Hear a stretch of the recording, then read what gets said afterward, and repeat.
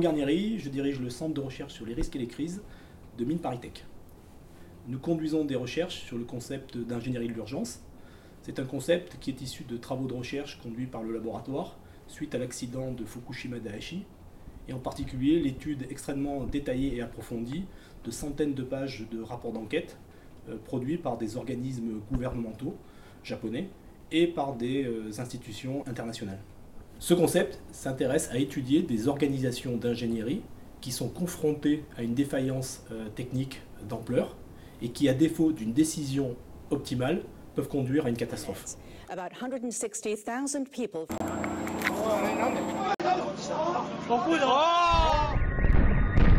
Alors, un petit rappel des faits de ce qui s'est passé le 11 mars sur la centrale de Fukushima. Il y a eu un séisme de magnitude 9 au large de la côte est du Japon.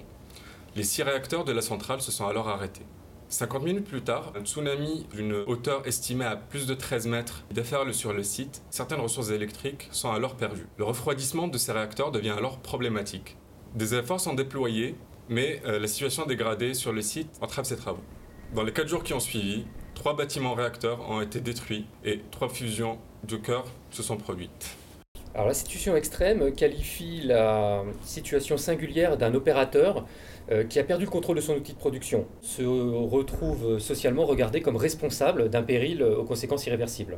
En situation extrême, l'action elle est empêchée, elle est matériellement entravée, et de ce fait le sujet se trouve traversé par des conflits de valeurs et tiraillé entre d'un côté un regard social réprobateur sur son action et d'autre part une organisation du travail qui va permettre ou non de repenser l'action et de trouver des solutions.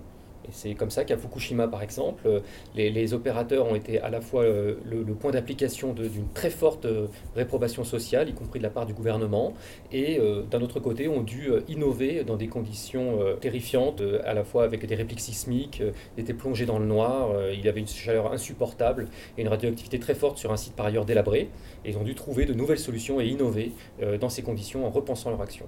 Donc l'ingénierie de l'urgence s'intéresse à la capacité des opérateurs à pouvoir innover sur le terrain en situation de crise. Elle s'intéresse aussi à la capacité de ces mêmes opérateurs à pouvoir, en situation accidentelle inédite, s'organiser sur le terrain pour répondre aux conditions de cette situation accidentelle. Certes, la sociologie des organisations a montré depuis longtemps que les organisations généraient des écosystèmes vertueux qui leur permettaient de s'adapter à des évolutions imprévues de leur environnement.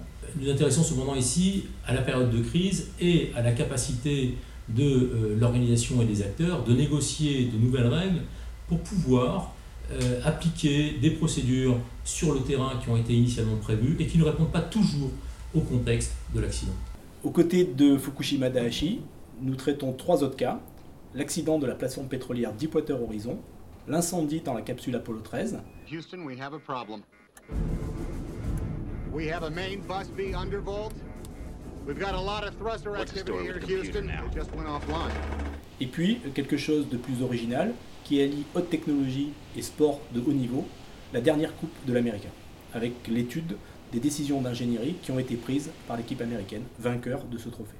Ces travaux sur l'ingénierie de l'urgence nous ont amenés à étudier le témoignage de Masao Yoshida, le directeur de la centrale nucléaire de Fukushima Daiichi. Ce témoignage représente un peu plus de 400 pages, et nous avons donc décidé, au-delà de le traduire, de le mettre à disposition de la communauté scientifique francophone. Nous avons initié avec les presses des mines un ambitieux programme éditorial qui va être constitué de 4 ouvrages qui compléteront l'analyse du récit de Masao Yoshida.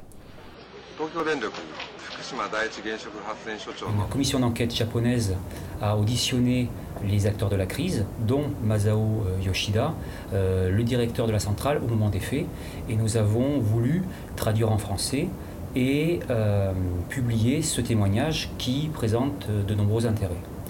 D'abord, un intérêt narratif, car le récit de Yoshida peut se lire presque comme un grand roman technique, un intérêt pour la sûreté nucléaire, concernant notamment les efforts et les sacrifices consentis pour éviter le pire, et enfin un intérêt pour la communauté scientifique. Et il est certain que les chercheurs n'ont pas fini de revenir sur les questionnements soulevés par ce témoignage.